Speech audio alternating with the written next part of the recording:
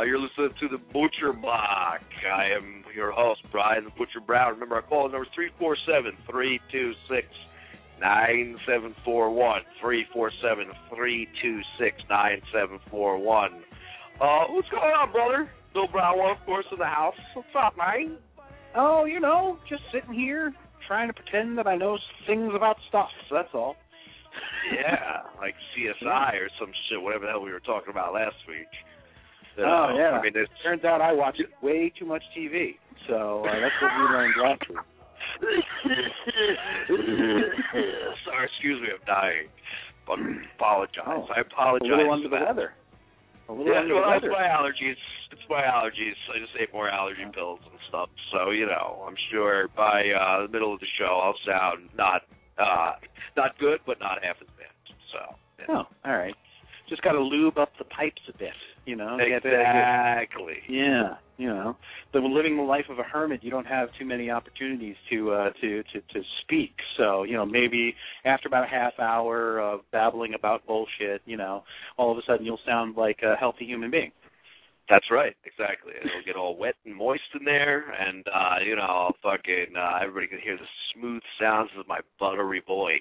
And velvety pipes. Yes. And, of course, our other cohort, Steve, once again, is not here. All right, we'll go with this anyway. Like a bonus, he's not here. Well, that's the wrong button. Oh, well. What can you do? I don't know what we're going to talk about tonight, brother, because obviously we had such a fantastic Cauliflower for the Year show on Monday. We went into such... Oh, yeah. We went into deep depths. I don't know if you can get any deeper than deep depths, but we went into deep depths of all things MMA Monday night. Talking all types of fantasy MMA, all types of MMA. Yeah, MMA news, upcoming. Yeah, because I know that I was dialed in at 9 o'clock, and I couldn't find you, gentlemen. All I heard on the Blog Talk Radio was this fantasy baseball. That was basically as far as I could guess on Monday night. So you guys must have been just talking to yourselves, which actually isn't a switch from the normal, but That's what I say about that, and also about the Monday night debacle. I'm sure whatever you tuned into, though, was riveting. I'm sure it was, because I know, listen, I don't know if you know this, but I do like fantasy sports, okay? Do you now? Yes. I really do enjoy them, especially football. Football. That is my bread and butter, and I love it. And I know I always get amped about my football draft. I know. Everything. There is a homemade lotto machine in your front room, actually. Exactly. It is one of the greatest inventions that I did not make myself, and nobody who is actually in the league made it. Our friend Dean, who is the MacGyver that we all personally know, he is our MacGyver, put together a nice lotto machine, and it works brilliantly, and I love seeing that thing. But as amped and excited as us lunatics are, let me tell you something. About an hour, I'll even give it 2 hours into the draft, it is, even with us clowns, it is hideously boring, and we all want to rip each other's fucking lungs out because we have had enough and we want to go home, and there's now 20 rounds left, and we don't know what the fuck to do with ourselves. So I can only imagine how this Monday night baseball draft went. I'm sure it was amazing, and I'm sure everybody enjoyed themselves. What exactly was this draft? Like, I don't get it. Were they hosting a draft for the league that they personally run? I mean, what was going on? That's what it was. Yeah. It was just their own personal fantasy league draft. Yeah. Yes, exactly. And we got so for this. That's interesting for people that aren't involved. Yeah, I don't know. I don't know, Billy. Maybe they are in, their guys go in a league against other people. I don't know how it works. I didn't listen. I'm not like the lucky dogs who actually tuned in and listened and really got to hear what all the intricacies of a draft that they're not included in. I'm sure some people listened and took some notes and stuff like that. I'm not saying that nobody listened, but nobody listened. Let me put it to you this way. I couldn't fathom that being interesting to anybody. Well, as you said, I mean, after a while, it's not interesting to the people who are involved. I couldn't fathom listening to it if I actually didn't have a horse in the race. I mean, back when in high school when I was playing football and actually semi cared about the sport, my teammates would be all amped for the NFL draft and how they wanted to watch the NFL draft. And I was like, why do you want to watch coverage, for the whole day of dudes' names getting, called out for, you're gonna find out either way when preseason starts. It'll be in the newspaper. It doesn't really matter if you're watching or not. So exactly. I can read those names later. Exactly. I totally agree with you. I don't know. I don't get it. I mean, especially for a fantasy draft, unless you got a team and you got money on the line, for your fantasy team, why would you care? Why would you broadcast the picks? I have no idea. When I was ready to log in, Billy, hit the soundboard, call in, and fucking get this going.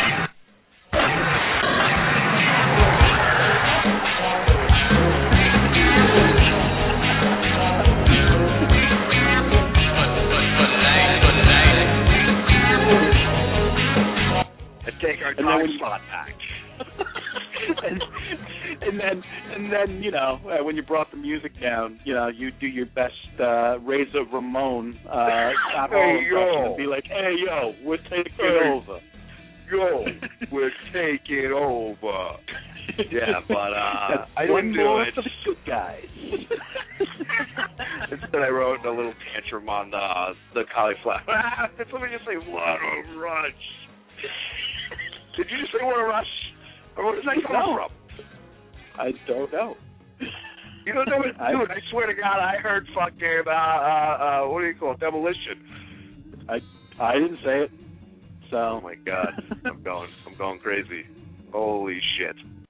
Wow, I don't know where to go from there now because I swear to God, I heard in the background. What a rush! That's it. You're hearing things, man. Yep, you're hearing things. Oh man, you know what? Want to know why? Because I'm itching to get into some old school wrestling talk. Fuck this MMA shit. Fuck it. But. I don't mean that, because there is actually some pretty interesting tidbits. And I guess, we're going to pick up the slack, because apparently the redheaded stepchildren of Roto Experts, I guess radio station, we'll call on Blog Talk Radio, we just get bumped for fantasy drafts, which is cool, which was very cool. I totally understand. I get it. It's a fantasy sports website, and, even when we are talking fantasy MMA, let's be honest, fantasy MMA pales in comparison to Major League Baseball fantasy or fantasy football. I totally understand. It's an individual sport. It's hard to make fantasy out of it. So we're just really trying to give everybody, a breakdown of picks and shit like that in case anybody really does partake in it. So that's all you can really do with this. So, all right, whatever. I get it. But I still don't think it was really, great. But whatever.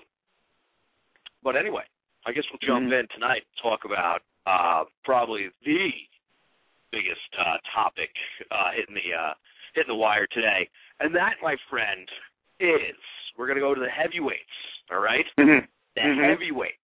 And Brock Lesnar made his triumphant return to the WWE on Monday. All right, Monday night there was rumors that he was going to possibly show up during WrestleMania. People said he was in Miami that weekend, but everybody was also saying somehow Batista was going to be involved, but nobody cared. But of course, everybody cared about my man Brock Lesnar coming back to the WWE and F5ing John Cena straight to fucking hell in his return. Did you check this video clip out yet, Billy? I actually did. I took a look at the clip. Obviously, unlike our friend Dominic from Eatontown, I was not dialed in for Raw live on Monday. I wish you could call in. I'm sure he's seen it live. Yeah, exactly. He could probably give us the play-by-play for the entire broadcast. But I did check it out, and I just have to say, I mean, I obviously the two of us were very big into wrestling when we were kids, and then I went through a period in college where I didn't miss a single broadcast and would see the pay-per-views by hook or by crook, but really, I haven't, been watching the wrestling too much in the last bunch of years. Every now and then, I'll tune in just to see what's going on, and then I realize that it's either A, a bunch of faces that I don't recognize and therefore I can't get into, or B, it's John Cena being shoved in front of my face again, and he hasn't been cool. He hasn't been entertaining ever since they turned him into a good guy. And he stopped insulting everybody that he was fighting. Once he became everybody's friend and it was all about respect and hard work, that's when John Cena became a complete, nothing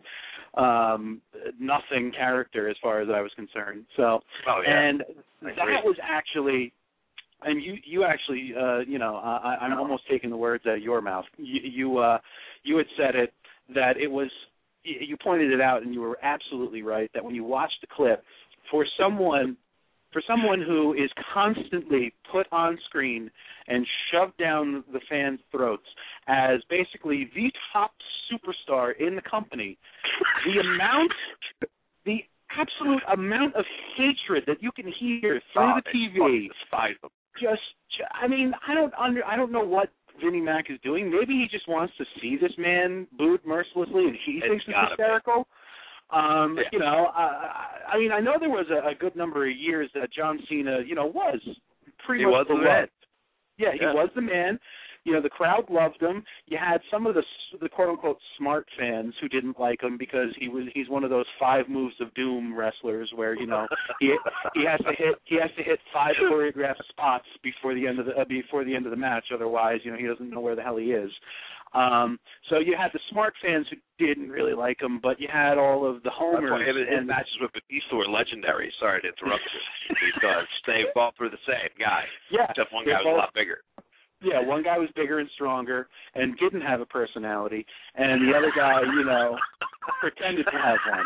And real quick, I want to jump in, too, because I'm going to give you my favorite WrestleMania moment. Of course, it does involve John Cena, okay? But this is going back to last year's WrestleMania, and I didn't watch this year's, and I'm ashamed of myself, because Eastbound and Down was not on Sunday night, so I could have watched WrestleMania. So I gypped myself. But I guarantee it wouldn't have topped this, because last year's WrestleMania was, I believe, Big Dave Batista's last match with the company, and he was, of course, What was your favorite part? Was your favorite part of WrestleMania an actual match? No. Like actual? No. It wasn't. Oh, okay. So go ahead. Tell me what topped all of the in-ring action, all of the drama backstage. Go ahead. This is what happened. The big match, of course, was Big Dave Batista, who had the belt, of course, in a screw job that he had against John Cena earlier in the year. I couldn't tell you exactly what transpired. But he had the belt, and he was the big monster. He just kept assaulting John Cena leading up to WrestleMania. And then, of course, they get to WrestleMania, they have the match for the WWE title, and I sat there and I suffered through this match, suffered through it, because I had watched all of WrestleMania, and the 3 previous matches before this were fucking awesome. They were really entertaining, and then this match hits, and it just really was not good. And John Cena wins, and there is literally half and half. The crowd is booing, and some are still cheering. And they pan around the crowd, and you start seeing things like, of course, people love John Cena, he's the man and everything, and he goes out, and he's all, of course, because the big war he had with Batista, now he's out there high-five with the fans and everything, and people are high-fiving and everything, and then he turns around, and at one particular part, he thought he found a lot of love in this part of the crowd. He slaps some fives, and he turns around and holds the belt up to the camera, and out of nowhere, the dude right behind him has his thumb right next to John Cena's face with the thumbs up, and he immediately just turned it down. John Cena holding the belt. It's my favorite WrestleMania moment ever. Okay, okay? It blows away. Hogan fucking picked up the giant, everything, and wiped it away because that was fucking amazing, and I was just shocked to find out that Cena somehow is still a face, and they put him out there, like you were saying, as the face of the company just to be mercilessly destroyed by this crowd. Yes, and that's. I mean, you had actually when you sent me the link to the YouTube video of it, you were the one that actually said, "Listen to how much this crowd hates him," and I was like, when you first told me, I was like, no, it's got to be an exaggeration. It's got to be an exaggeration. And no, it was. It was just absolutely merciless. And I guess maybe it was because he had the unfortunate luck of being put into a feud with The Rock. Okay, and even though they're both, they were both basically playing the face. The Rock was a little more aggressive and a little more hurtful in his commentary, over the past year. The thing is that, you're not going to, unfortunately, get put over The Rock. And The Rock won, his match at WrestleMania, and John Cena came out and basically to do the whole, hey, The Rock is the man, and I respect him. And I'm going to keep on fighting for you, And he basically says to the crowd, "Yep, I'm still going to do this for you." And the amount of it was just hateful, like they wanted his head, And then of course, because of all the rumors circulating, I love how amazing that some of the fans are, that they're so hardcore into it, and that they know what's going on and what's coming next. Because we want Lesnar chants. We're just drowning out Cena, and Cena had a microphone.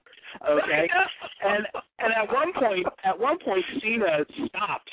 Okay, and actually says to them, "Yeah, I know you're all having a lot of fun," because it seemed like it kind of got to him for a second there. "I know you're all having a lot of fun, but I come out here every night for you guys, And then again,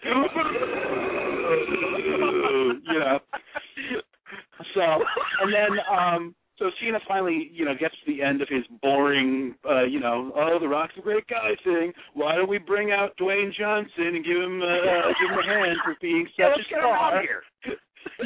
And then a good 20 seconds goes by, and then a theme song that you haven't heard since about 2004 hits. And it's Brock Lesnar's theme song, and the entire friggin' place goes absolutely batshit crazy, okay? I mean, we're talking about a guy.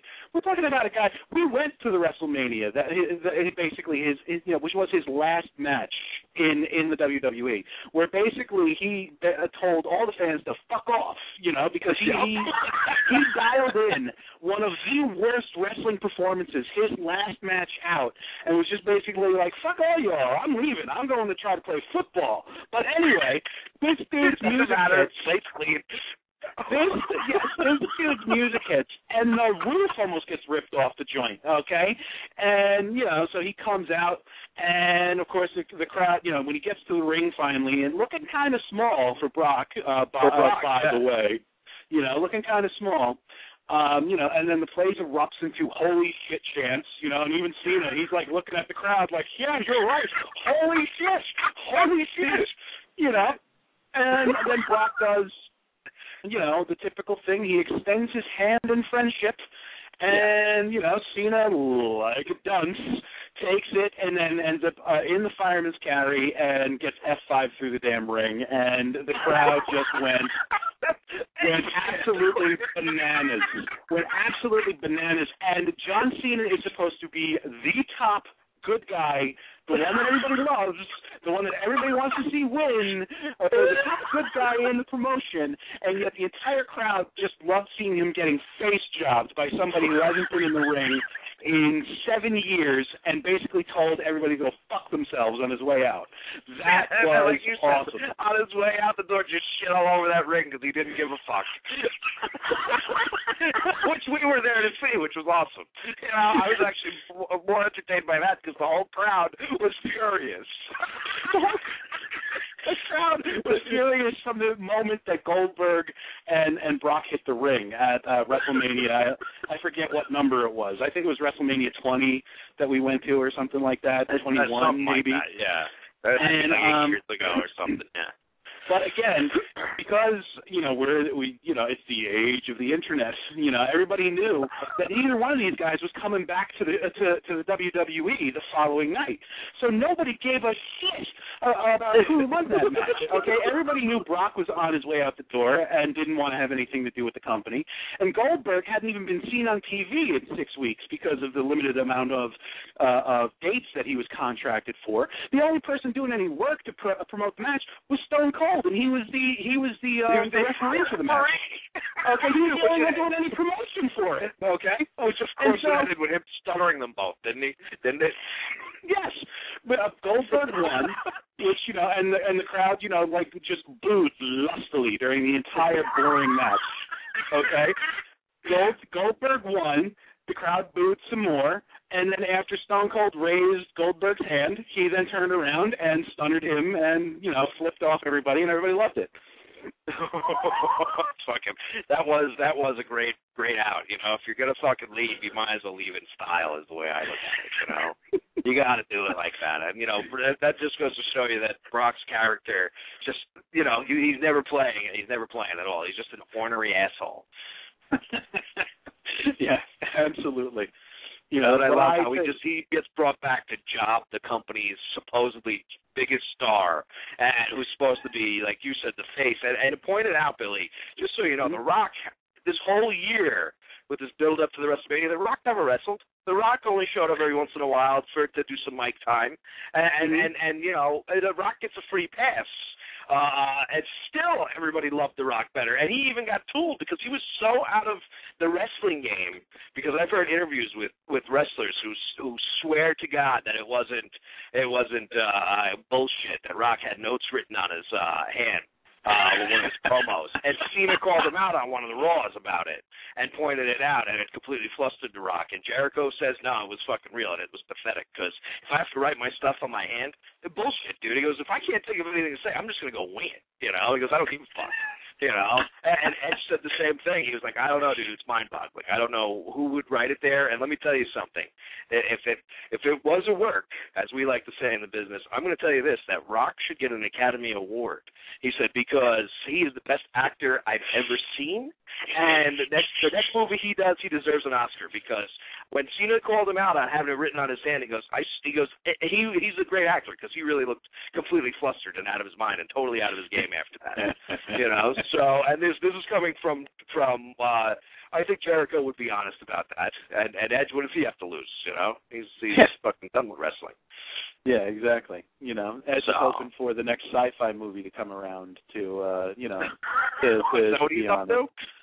Actually, I think there's this show on Sci-Fi which I've never seen. I don't even know what the concept of it is. I think it has something to do with.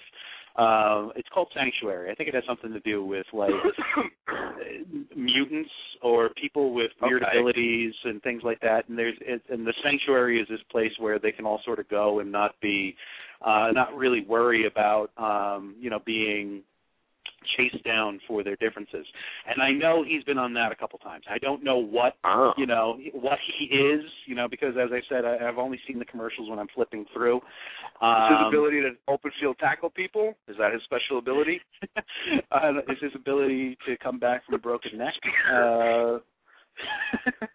It might be that. I don't know. I'm surprised though.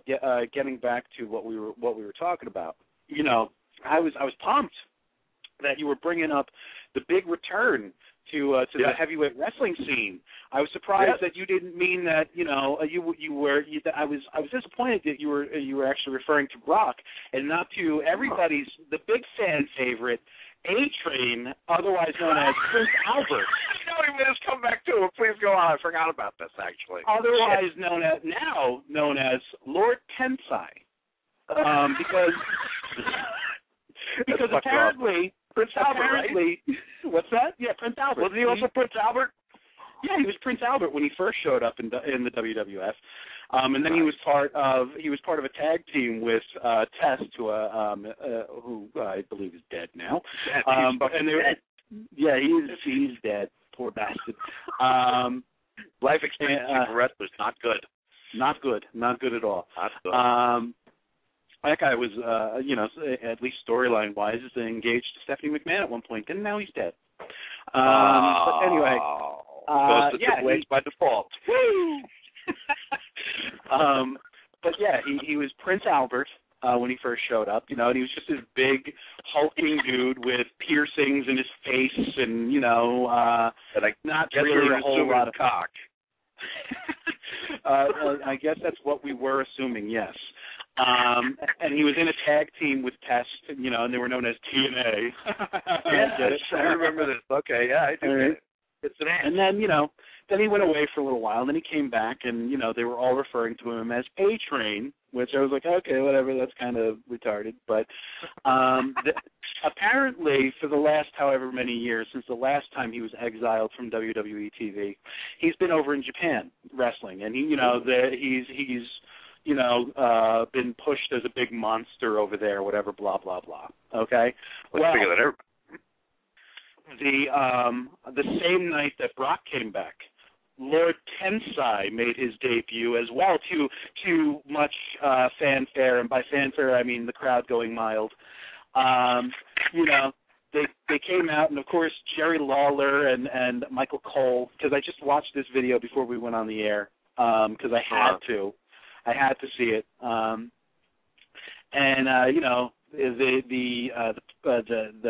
the entrance video hits, and it's very the Asian sounding scene, and this little dude dressed in a gi comes out, and he starts throwing this dust all over the place, and then this big hulking massive dude in a red robe comes out, and he's got like almost a ninja mask on, okay? Oh shit! And he starts stalking down to the ring, and of course, Jerry Lawler is almost apoplectic with oh my God, that man's a beast, and about how big he is, he's got to be 160 pounds, and so he gets into the ring. He takes his robe off, and Albert has now acquired these weird zigzag tattoos all over his arms and shoulders. Okay, so that's new. But are they real tattoos, Billy, or are they Rikishi tattoos? I think these actual tattoos are legit. I haven't gotten to the best part yet. Okay, so he takes the robe off first, and then the little Asian man that followed him in, rips his mask off, and it's like, oh, the big reveal, it's A-Train. And the crowd went mild. There was little to no reaction at all. There might have been 4 people in the entire building that even knew who the hell it was.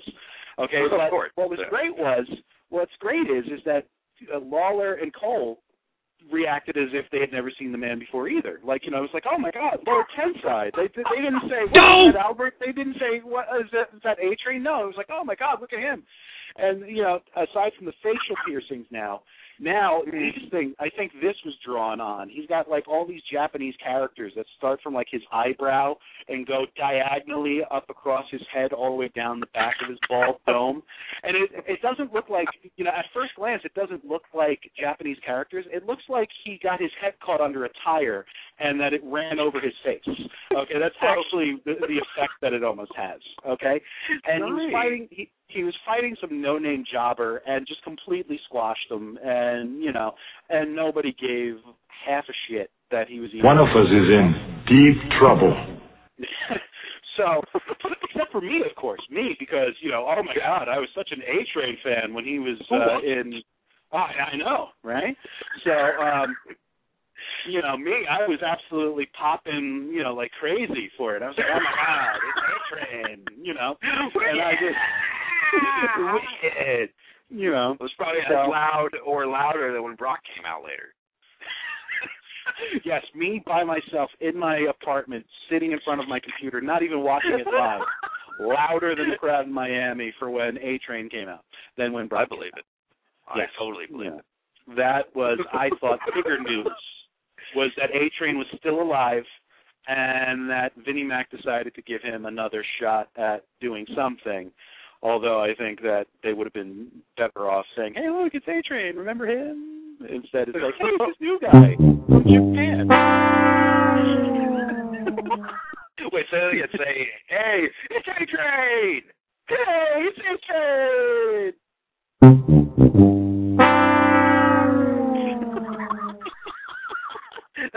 That's it. That's the way it should be. Oh, man. So there's 2 giant returns. I'm going to start watching Raw again. That's all I know. I know. Fucking hey, I mean, there haven't been any real, MMA cards to really speak of. I know Bellator's going on Friday nights, but, of course, I'm always watching The Ultimate Fighter, so I forget, and all that kind of happy horse shit. And, so I'm going to get back into Raw. That's just it. Big Brock's back. Who's going to beat Brock and A-Train? So I assume probably next WrestleMania is going to be A-Train and Brock for the WWE title. Well, we all know that that Brock. I was actually reading the details of his what details have come out anyway of his contract, and for the remainder of 2012, he's apparently agreed to work 2 dates a month.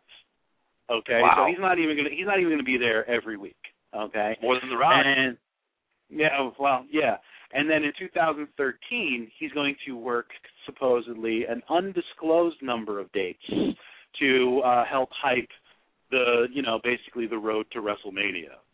Wow. So. And then, there may be some other dates, some extra dates which we all know how Brock is. One of the real reason that he had a falling out with the WWE, all those years ago, is that he hated being on the road all the time. And right, exactly. Him just being an ornery bastard, they're really going to have to throw money at him to get him to agree to work anything more than the minimum. So he's just going to come in, punch the time card for those 2 dates for the rest of 2012. He's not going to do anything extra. And then, he'll do the bare minimum for the lead into WrestleMania. And then if they're like, okay, hey, you want to work a couple extra post-WrestleMania dates, he's going to be like, fuck no, baby. No, leave me alone. Get out of my face. No, I totally agree with you. But, you see, apparently The Rock, when he spoke on Monday night as well, said that he definitely wants to make a return to wrestling. Whatever that entails, maybe that's 1 date a year. I have no idea. But, so there could be, in my opinion, who knows, maybe there's going to be a super fight between him and Brock Lesnar next WrestleMania. I don't know. And it's a long time, okay, for them to bring him on, the night after WrestleMania. Now, obviously, they would want to pop the pay-per-view sales by having Brock on their biggest pay-per-view of the year. Okay, so obviously they want him to be around for next year's WrestleMania. So that's a long time to build a feud. Okay, I mean, granted, I haven't watched wrestling hardcore in a while, but usually feuds, if you're feuding with the same guy for 3 months, that's a long time in modern wrestling years. Okay, to feud with someone for a full year, that's not that's not the norm, so to speak. So no. I also find it very funny because they have a built-in feud already, between him and The Undertaker. I thought that would have been the easiest sell. Now, I know The Undertaker, isn't a full-time performer anymore either, that they basically rolled him out for WrestleMania, and, so that he can continue the streak, that kind of thing. Which he did this year, people, in case you were wondering. Did The Undertaker continue the streak? Absolutely he did. 20-0, baby. But you see, maybe the thing is, maybe they wouldn't, maybe they didn't go that route because I don't ever see storyline-wise the streak ever ending. And maybe Brock was like, why am I going to agree to get into a feud with a dude that in the end he's just going to beat me anyway? That's why they had the falling out with Sting, when Sting was still debating whether to ever sign with the WWE, which, of course, he didn't job out to the Taker at last WrestleMania, so he can go fuck himself. He'll never be in the Hall of Fame, and he doesn't deserve it. And he will never be on the good graces of Vinnie Mac, and that's the end of that for Sting, okay? So everybody who's fans of Sting, you can all go fuck yourselves as well. mean, that's hurtful. I mean, Mr. Steve Gordon has actually performed very admirably for many years, entertaining all of those. So, you know, even if he did rip off the Crow's makeup, and you know, then ripped off the Joker's makeup. I didn't like him before that, Billy. And then as soon as he ripped off the Crow, I hated his guts even more than I already did. And yes, you're right. Then he ripped off the fucking Joker as if, you know, listen, you know, I understand Heath Ledger's dead and nobody's going to play Heath Ledger's Joker anymore. So, yeah, that door is open for Sting to audition for it, okay? But I don't think he did a great job. That's all I'm saying, and that's why I stopped watching TNA. I was trying to get into TNA and watch the Rival Wrestling program, and I think I stuck with it for a good year, and then it started getting weird with, you know, Joker Sting and shit like that, and I just couldn't deal with it anymore. I love how the fact that, you know, in in a form of entertainment that is just you know, right out of the gate ridiculous.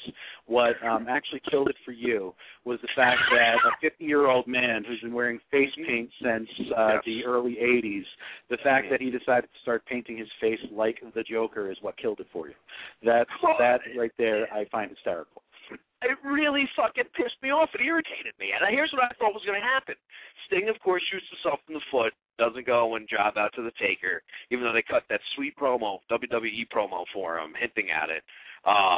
You know, and then he comes back. I figured this was the swan song. He was going to fucking start feuding with Flair again. The fucking surfer dude was coming back, and we were going to get old idiot fucking Sting dressed up as the surfer boy with tassels and bleached blonde hair and the old face paint. And maybe the Warrior shows up to reunite, what were they called? Fucking, I don't even remember. I can't remember right now. Jesus, I can't remember what they were called. It would have been so much better if I could have finished that with a real thought going on in my brain, you know? Oh, God, I can't think what they were called. They were supposed to be some sort of, like, fucking barbarians, though, if I remember correctly. The Blade Runners. Blade Runner, thank you, yes. Fucking idiots. The Blade Runners, yeah. Thank you. They what the hell? What did they call themselves? One was they were fucking like weird shit. It was weird, and it was like brother Blade or some shit like that, and it was fucking crazy stuff. And of course, the Warrior kept that gimmick, and Sting was like, "This is dumb. I gotta get away from this dude." I forget what they went by. I know at some point after that, you know, Warrior became the Dingo Warrior or some crap. Right. Like that. And yeah, I forget what the hell they called themselves. Dingo Warrior. How about the Dingus Warrior? You fucking idiot. You ever see his? We'll get into some MMA sometime soon, people. You ever see his fucking reality show? It was like trying to motivate people to like live better and work out and everything. And there was some fucking like band that they sent to him, and it was all supposed to be like this motivation thing to be a better person. And I'm gonna find the video on YouTube, but it was like to be a better person, work harder, you know, live healthier and everything. And he's a maniac. He's like in this like young band's face, just like, listen, motherfuckers, I know where you're living now. You ain't done shit, fucking 30. And he like literally like in this dude's face who weighs maybe $150, and he's fucking just his face are popping out of his neck and everything. And he's like fucking ready to tear this dude in half, and they didn't even fucking get wise with him. I don't know what the fucking deal was. I'll find the clip, but Steve just called it. Steve, what's up? Yo, how's it going, boys? What's going on? Hey, you forgot we got a radio show or something, buddy? Jesus. I know. I had to call in and defend Stinger. I mean, because some people are just tearing him down for no real reason. I got a reason.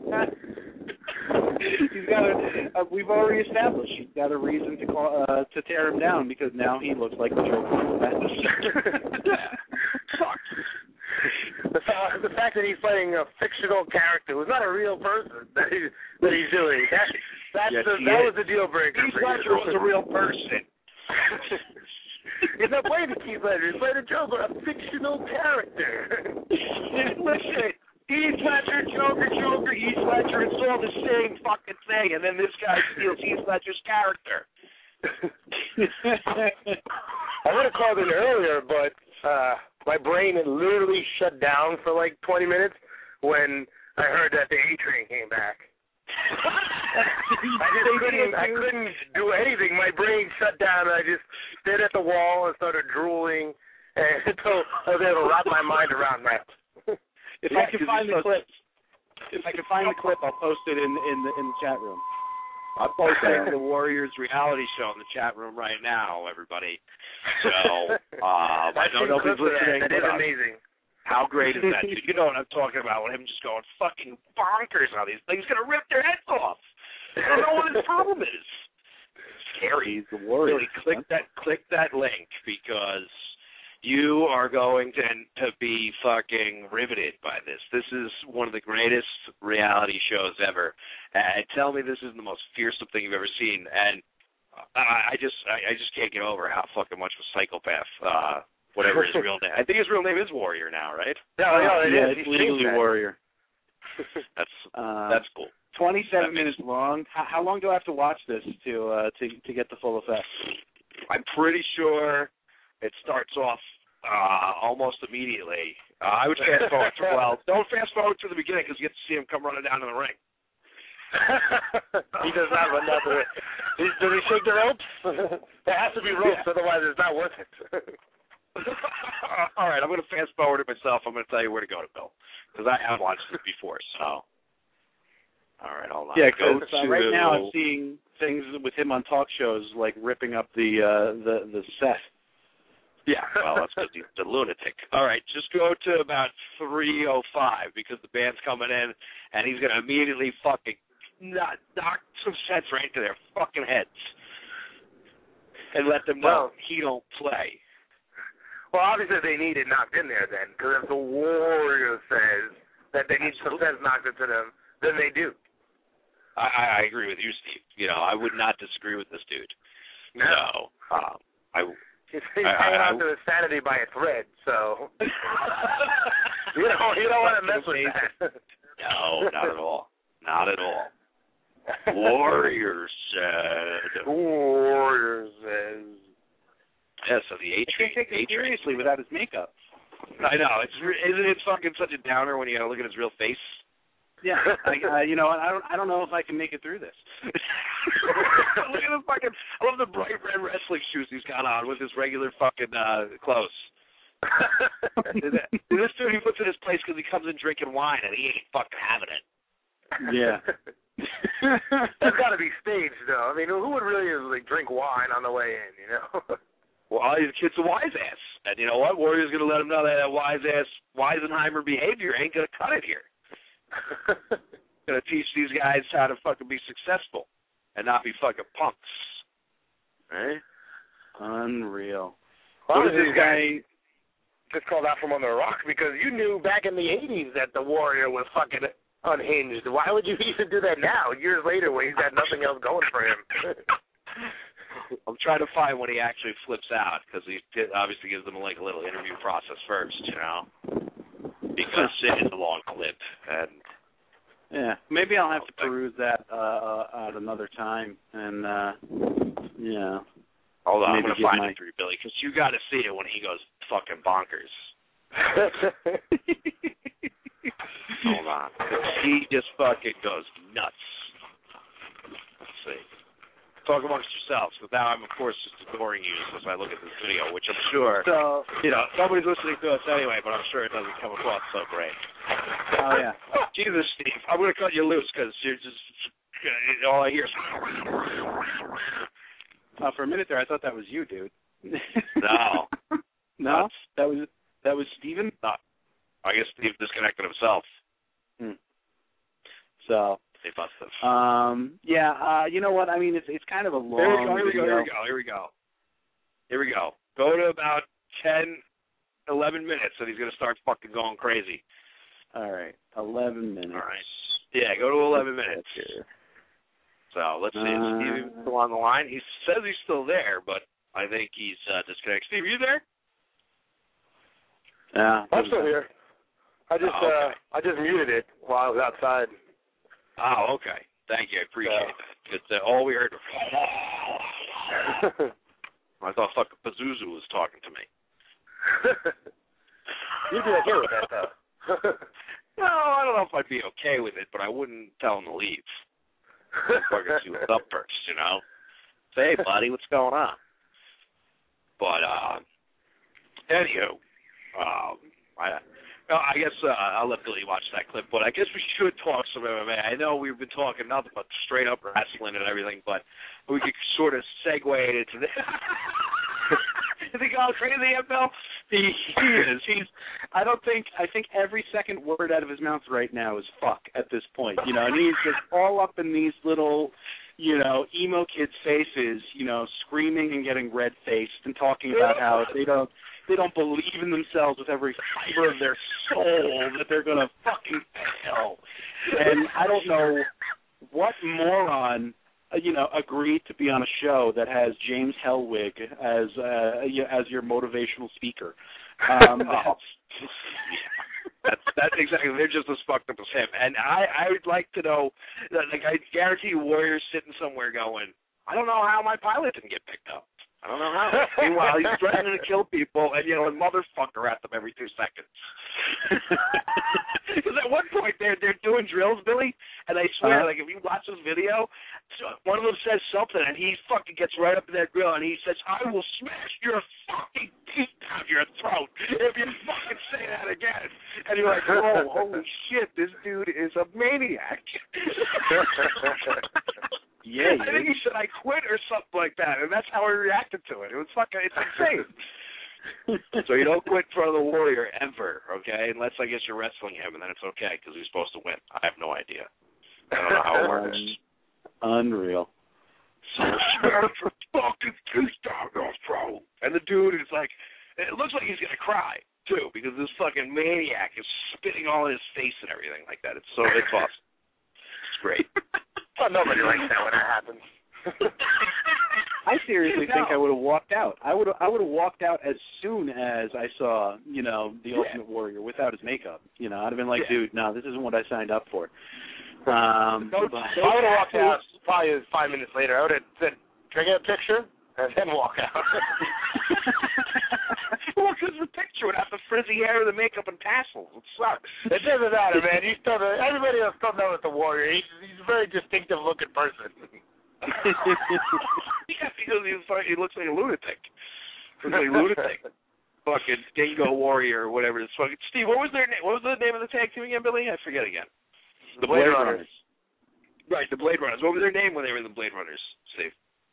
Oh, I don't remember, to be honest. I think one of them called themselves Justice. And really? Because I think they were like the Freedom Fighters before they were the Blade Runners. Oh, you know, shit. So one was like, back. Yeah, I'm going in the way back machine at this point. So this is when they put the weights down and we're like, you know what? We could fucking lift weights and get paid more money than doing these bodybuilding competitions. Let's do it. That was their gimmick too. That was their gimmick when they first showed up. That they were just, you know, that they were bodybuilders. They came in with a handler, and you know, it was just all about look at how friggin' huge they are. Oh shit! I didn't know that. I was just fucking throwing it out there. I didn't actually know that little tidbit of information. That is seriously what their gimmick was. Before the Blade Runners, when they were the Freedom Fighters, wow. You know, they were.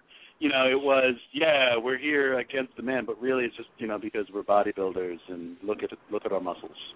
So look at how fucking fantastic we are. Well, that, you know what, I'm glad I know that now because I take it all back. Warriors back in my good graces. Sting can still suck my dick. That's not fair. I've never liked Sting. You can't exonerate one person and still condemn the other. That's not right. Sure I can. It's not guilt by association. I'm not going to let everything that Sting's done will rub off on the Warrior. The Warrior never showed up in Heath Ledger makeup. You don't know that. He's probably sitting in his house right now, fucking still with the makeup on, and he's got different outfits on and shit. I don't know about that. I bet you the Warrior's never even seen Batman Return. Whoops, not Returns. Wow, I was going way back. The Dark Knight. Oh, crap, thank you. Batman Returns. Tim Burton's second Batman movie. Delicious. Still one of the good ones, though. Yeah, I'll put it up there as a decent one. Not as good as the first one, but, you know, that was, one of Tim Burton's last good movies. Yeah. That's a discussion that I think we've had on this show before. Is how you keep saying Tim Burton hasn't made a good movie since Pee-wee's Big Adventure. I stand to it. I stick to it. I watched it the other night. Fucking died laughing. I was dying the whole fucking time. That's still a great movie, but that wasn't his last good one. Which one? So that wasn't his last good one, though. The Batman and the Nightmare Before Christmas. Yeah, all right. See, yeah, right. I'm into that. Mm-hmm. What about James and the Giant Peach? It's fucking creepy. It's creepy. All right? I was fucking higher than a motherfucker. I was fucking I was on acid and fucking ecstasy. And I never seen James and the Giant Peach before. And fucking, that's what on. And I swear to God, I was creeped out the rest of the night. I swear, I can't even remember what happened in the fucking movie. And some cartoon creeped me the fuck out. That movie is creepy, and I've never watched it since. I think it's just going to bring back fucking very bad thoughts in my fucking head. I can't even tell. I remember some worm eating out of a peach and some weird shit going on. I can't tell you what fucking happened. I lost my Wasn't the peach flying around and shit? I think so. I'm not 100% sure. I don't know. You're blaming that. You're blaming that on Tim Burton, and I'm pretty sure he didn't do that one. No, I don't think he did. No. What he did? You're blaming that on Tim Burton. He produced. He was a producer on it, but it's not like he directed it or anything. He's listed as a producer, but who directed that? I can't think of who the hell directed it, but I mean it was. I think that's what they kept saying in all the promotional materials, that it was from some of the people who brought you Nightmare Before Christmas. So I think that's where you might be getting it from. But Tim Burton, he was only the producer on it. It's not like he really did any of the designs for it, or he didn't direct it. Just collected a paycheck. Yeah, exactly. He, collected a paycheck on it. So. Well, I don't blame him. I'd love to collect a paycheck on that movie as well. I think it did pretty well at the box office. So, I'd take it as well. Kids movies generally are bank. You write a decent. Yeah, you write. Yeah, but no, I mean it's based on a Roald Dahl book. So automatically it falls into kids movies. Roald Dahl is the guy who wrote, Charlie and the Chocolate Factory and the Fantastic Mr. Fox. So even if the source material isn't 100% kiddie, they're still considered books for young audiences. So automatically the movies based on them are the same thing. And anything animated that's that's even an inkling being directed at kids, since parents don't know what the hell to do with their damn spawn, it's just like, oh, hey, James and the Giant Peach is playing, I mean, even the crappiest kids movies make a little bit of money because, parents are constantly looking for crap to do with their kids. So, it could have been tired. Or an hour and a half. Wash machine babysit them. There you go. Yeah, it's a fucking, probably nobody gets that reference. It's just a story came out the other day. The kid fell in the wash machine. He's dead. He's dead now. Oh yeah. Change the whole mood. Yeah, I know. Yeah, I know. That was, I guess it does change the whole mood to laughter. Do you realize that we have gotten through almost an hour of this thing, and we have not spoken about MMA at all? Yeah, that's why I think I'm going to send it to break, and then we're going to come back, and we're probably going to try to get to some MMA in the last 10 minutes of the show. If everybody's fast. All right. Everybody all right with that? All right, yes, I'm down. Mm-hmm. All right, we'll be back after this because I'm still going to play that commercial for these bastards, even though they bumped us on the Monday show. So, whatever. I don't have any hard feelings, but it was fucking bullshit.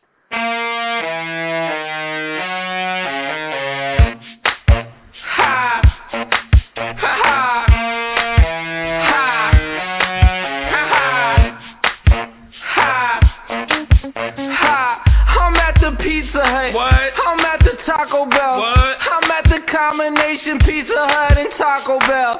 I'm at the Pizza Hut. What? I'm at the Taco Bell. Nah. I'm at the combination Pizza Hut and Taco Bell. Wait, we're at the Pizza Hut. What? We're at the Taco Bell. What? We're at the combination Pizza Hut and Taco Bell. We at the Pizza Hut. No. We at the Taco Bell. No. We at the combination Pizza Hut and Taco Bell.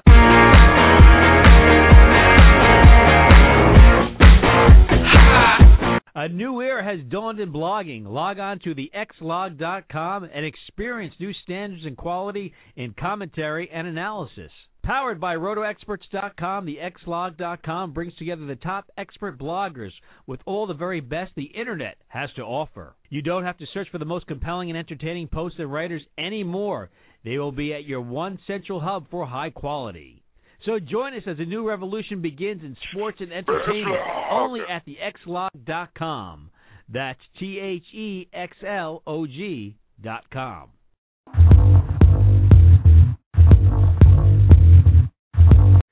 Call number 347-326-9741.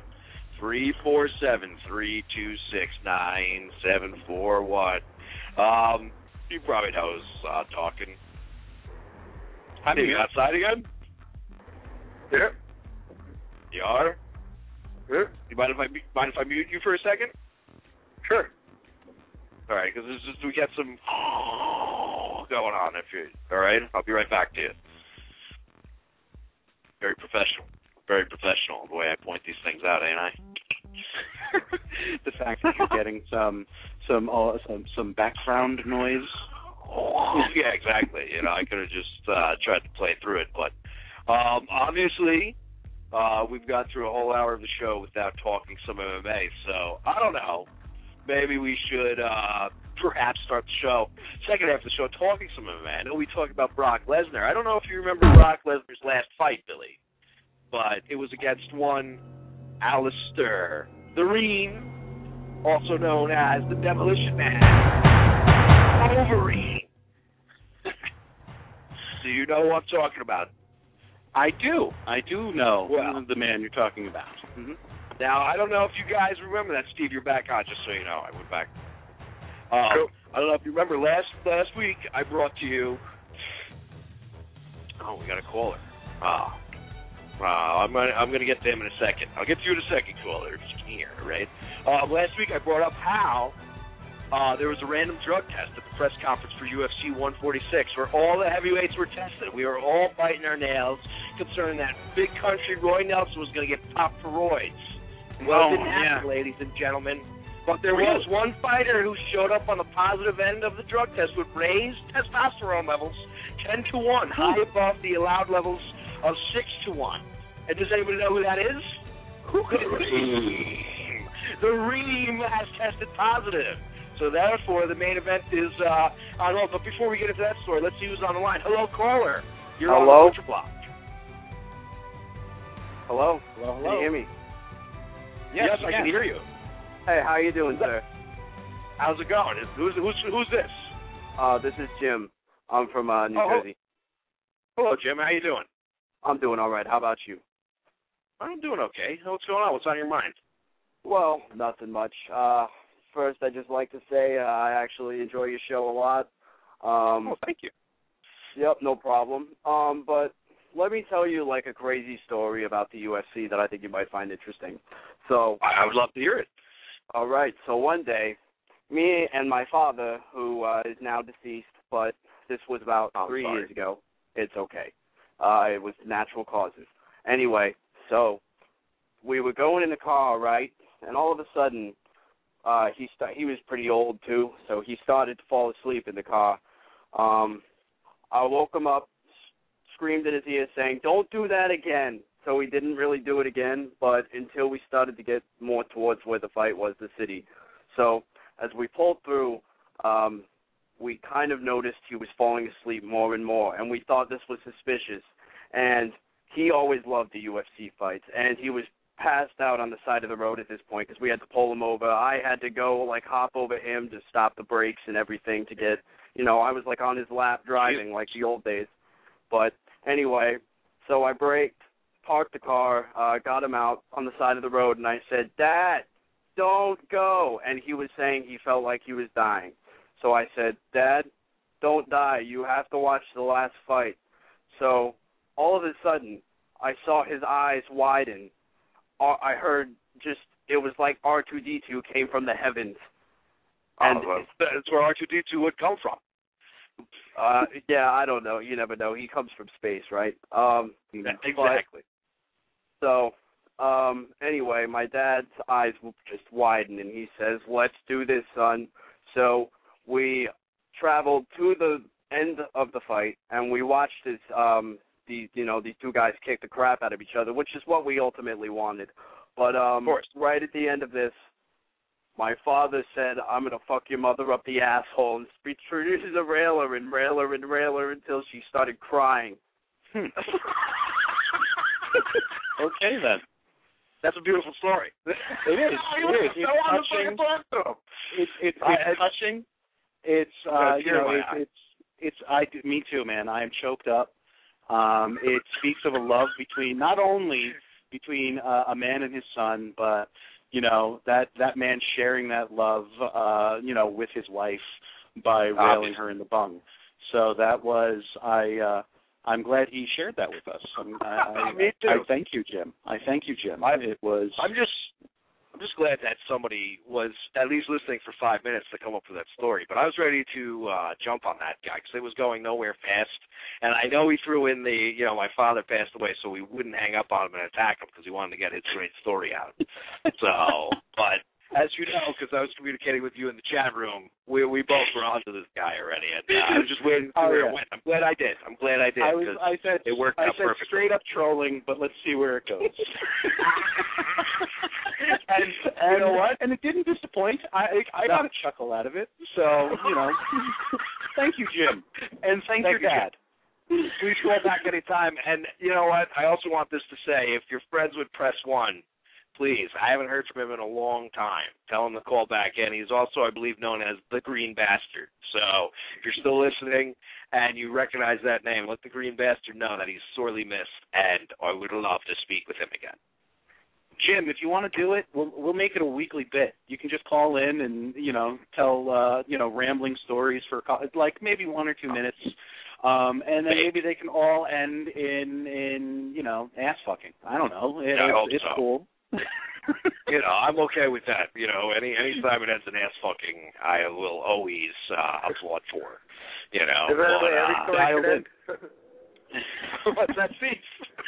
Shouldn't every story end that way? Absolutely. That is the biggest happy ending that I can think of. So, it's just for one person anyway. For one person, it's a happy ending. Okay? The other person, maybe not so much. The other person depends on what they can sit take. down for a little while. So,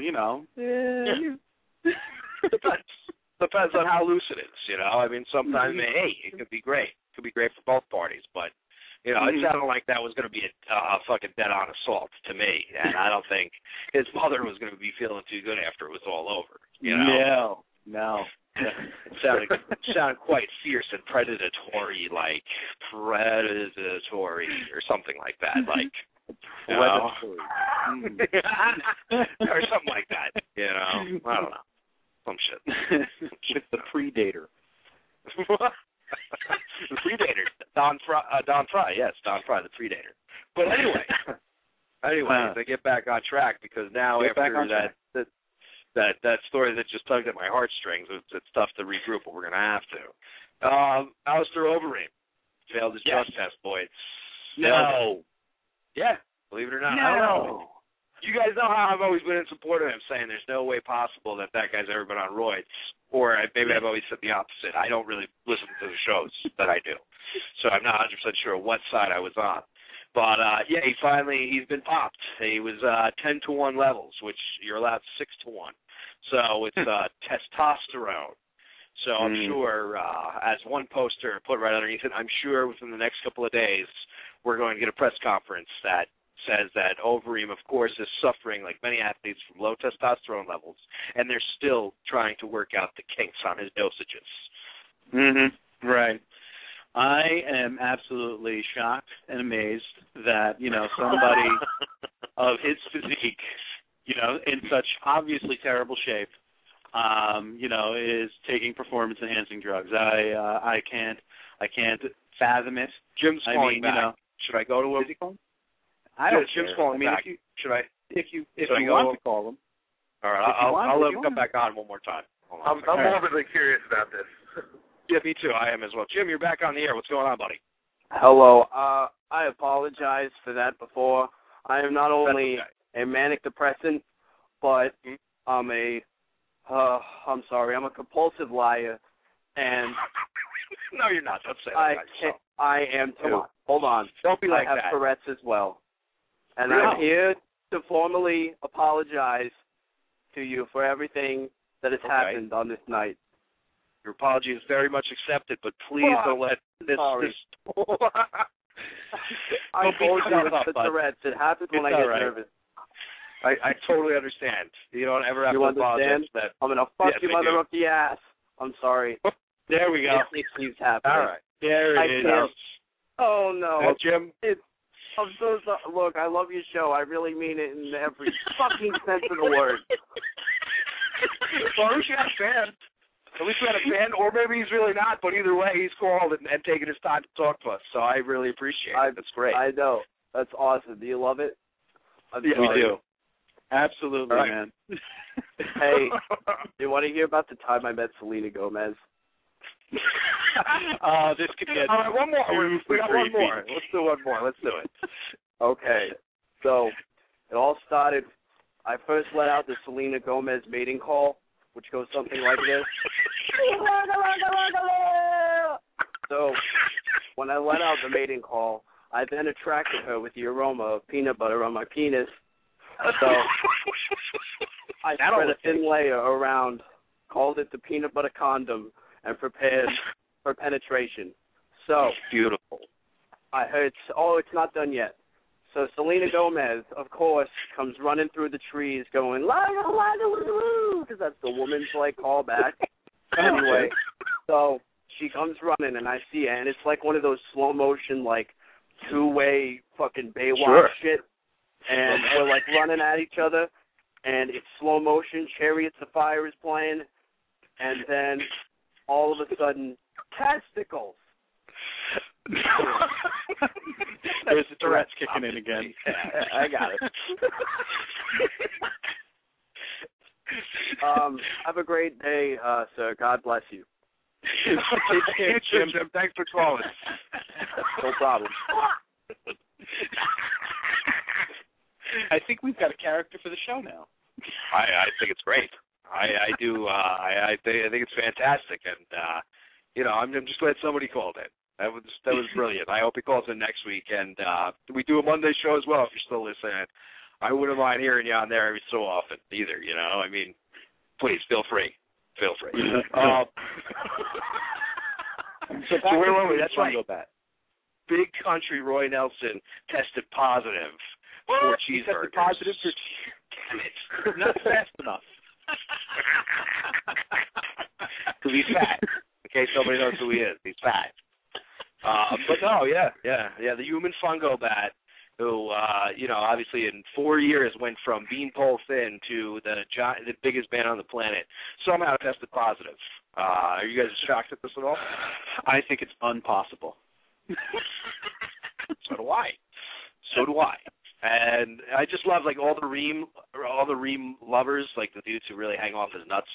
When they, of course, Pop Test came up, they're all fucking, of course, writing on the message boards. Oh, you fuckers always talking about Overeem. You just wait until I clean out that division and everything. And now, of course, the boards are just silent because their hero, Alistair Overeem, tests positive. And Dana White, of course, is not happy. He had an expletive laden tirade about this whole situation. I pretty much called Reem a moron, and said he's a fucking liar. He lied to our fucking faces.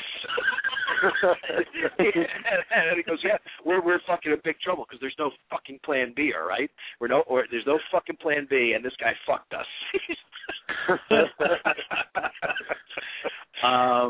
I think he held it back a little bit. Yeah, Dana always reserved. Yeah.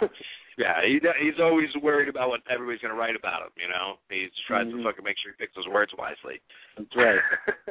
No, I'm just glad because when we were talking about it last week, Brian, I'm just glad that, you know, the only one that ended up, you know, pissing hot was the guy that we were expecting to piss hot, okay? Oh, sure, you know, we joked around about it a little bit last week, and we said, yes, it would be terrible, absolutely terrible for the UFC if Alistair ended up testing positive for roids.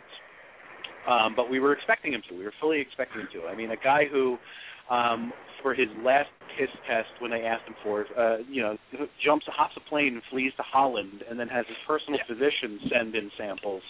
That's kind of, you know, that's kind of weird behavior. And he's absolute. Dana's 100% right. This guy is an absolute moron because after that thing, that's when the athletic commission said, look, all right, fine. We're going to grant you a temporary license, but you're going to be submitted to random drug tests twice before your next fight. Okay, so expect to be tested the next time you appear in public. Okay, be prepared that the next time you're in public at a public appearance, you could be tested that day. Okay, and the only guy who got tested that night that pissed hot was Alistair Overeem. Okay, every other person that got tested that night did not. They passed their tests. And this dude, who actually bragged about. Ace. What's that? They got ace on their tests. Yeah, they aced it exactly. They he got a big F minus. He did. And I think Alistair Overeem's calling into the show to defend himself. So we got another call. Okay. Yeah. You ready for this? All right. He hung up. Fucking hung up. I was just about to get to him. I think he went the green bastard. That's why I was going to get to him. But I guess he was tired of waiting. Yeah. Oh, well. What can you do? Green bastard, that's who called back. But anyway, go on, Billy. I'm sorry I interrupted you. I was trying to put him on the line. Yeah, no problem. So yeah, I mean, out of six fighters that got tested, the only guy who pissed hot was Alistair Overeem, and I'm glad that he was the only one. All right, we can go to him, I guess. He's back. Let's see who it is. Mm-hmm. Caller, you're on the air. Hello. Hello. You're on the air. What's going on? Hello. Oh, this was a bust. Apparently not much. So. Yeah, well, I'm just hanging up. All right. So that was the end of that file. I apologize. I thought it was Green Bastard. I got all excited. That's okay. You know what? I kind of. You guys can weigh in on what you think about it. Well, Steve, why don't you tell me what you think? Are you shocked that your hero, Alistair Overeem? I know he rates up there with Sting with you. So what do you feel about this? How did he become my hero? That's the first question I had before I even talk about my feelings on the situation. I don't know how you stuck me with him. Just seems like you'd be a hero of his. I don't know.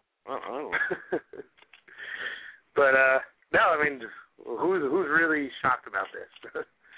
Me. I mean, you sound absolutely distraught, Brian. You really do. You sound incredulous that this was the last thing that you could have absolutely expected out of Mr. Overeem, because he has always been the most above board guy that there was. Sure. He only bragged about being the most tested athlete, on the planet, and there's got to be a reason for it. Of course. I tell you so much that I'm obviously clean. We keep stepping all over Steve, and I feel like a dick. The funniest part about that, conversation was that, the board basically announced their random drug test, and he still failed it. So it wasn't even a random drug test. They're like, the next time we get our hands on you, we're gonna drug test you, and he still failed it. It's just like, it's stupidity on his part, Steve, but this one, it wasn't really announced, because they already did all that testing to him. And his but you knew it was coming. No, I know, but his conditional license for those stipulations was already expired. So, I'm not saying it doesn't make him an idiot for not thinking that the Nevada State Athletic Commission was going to target him, because he pretty much was forewarned. But, yeah, it was literally like he thought he was just going for a press conference like a douche, because usually, the Athletic Commission kind of stays out of those things, Yeah, but you had to see it coming. Well, I guess not. I guess the Reed thought his track record of passing all his tests, they were going to go, well, he did what we asked him to. We're good with this. But, they actually can't discipline him because he doesn't have a license. But the fact of the matter is he still has to apply for a license, which then they go, what about this? So either way you look at it, they're fucked. Like Dana said, they're fucked. But Jesus, this guy keeps calling in. So maybe he just really screwed up this time. So I'm going to try one more time, and if this doesn't happen for us this time, that's it. I'm just going to keep hanging up on him when he keeps calling back. So he must have really something. It's got to be over. Oh, he just hung up. All right, that's it. I'm not even mentioning him anymore. But anyway, in lieu of this whole situation, there is one man out there who has figured out how to resolve this situation. Okay, one man. Well, we've brought his name up before on the program, and Frank Mir has issued a statement. Okay, and he says he would be excited if given the opportunity to fight for the heavyweight title if Overeem truly did fail his drug test. He's only failed because you take 2 samples when you get tested.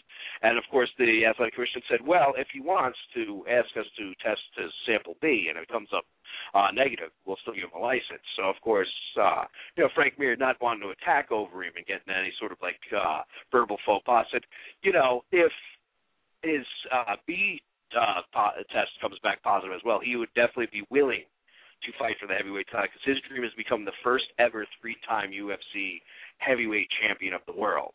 And, I don't blame him. I think he should step up. And as we all know, Frank Mir believes that he will be the 3-time heavyweight champion of the UFC. So, Steve, I definitely would like to hear what you think about that, because we all know Frank Mir loves himself a bit. Yeah, well, Frank Mir believes nothing else other than he will be the 3-time heavyweight champion. And he knows that Dana likes people stepping up and, taking the initiative. So, this is a win-win for Frank Mir. He's definitely trying to get in there, definitely. He's weaseling his way in to that title shot. I can't blame him, because really, who else can you put up there? He just knocked out Cain Velasquez. And you don't want fucking, like Billy, I think you pointed out the scenario where somehow Big Country was going to leapfrog everybody to get that title shot. There's no way everybody's going to ask him to get up there and go fight for that belt.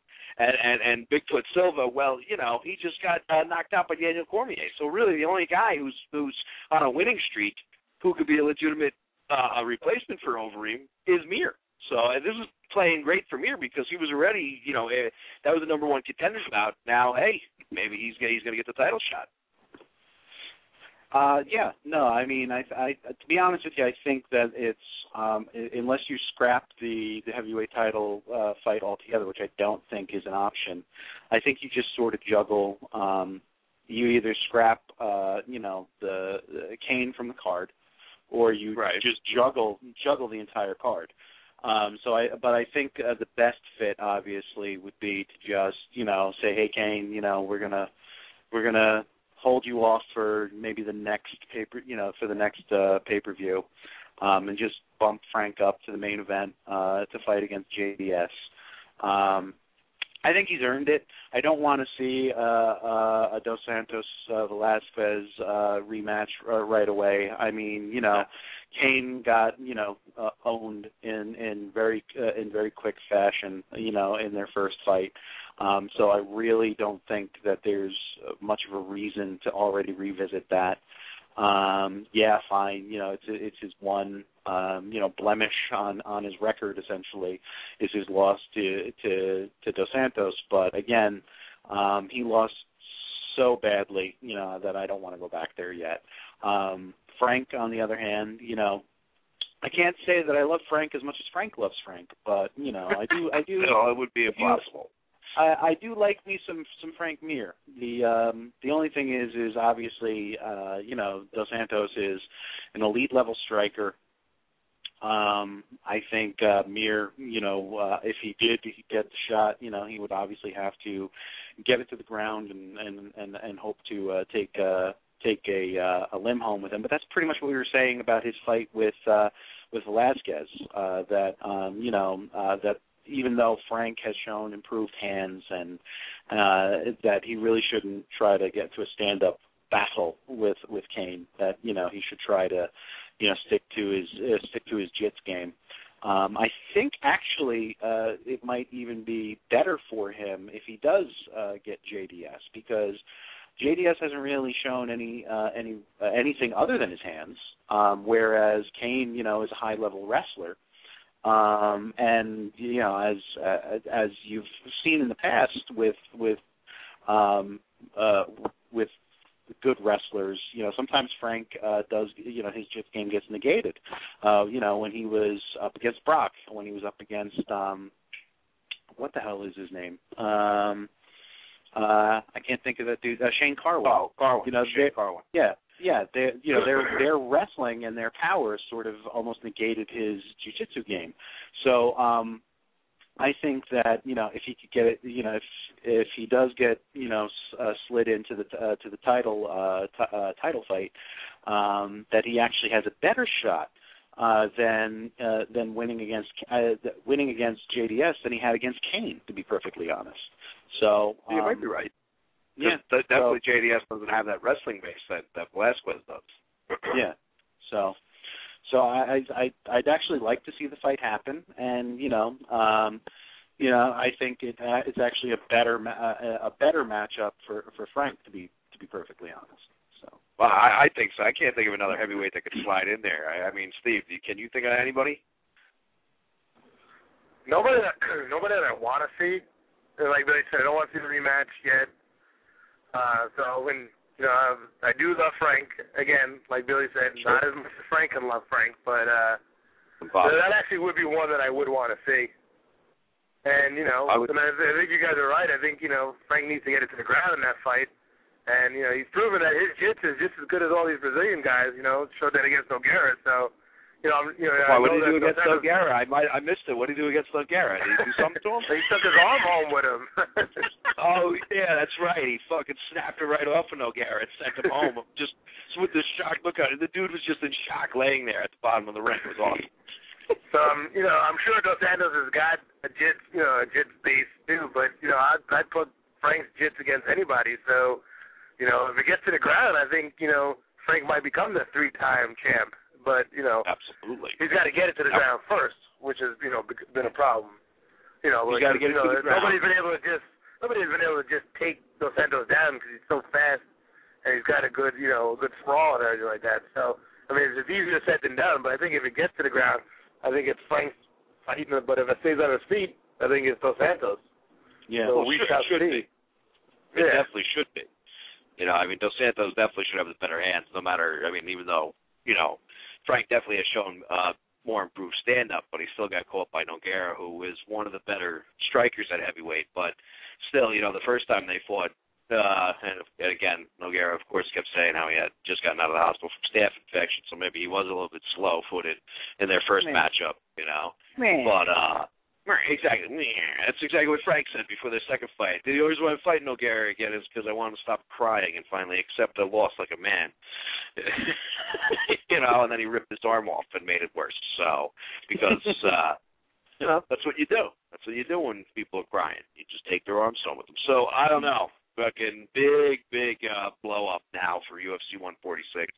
Dana's obviously at wit's end, but that's probably going to be the scenario that plays out because you can't see anything else happening. Unless, of course, like you said, Billy, they scrap the title fight altogether. But then, that kind of kills that card.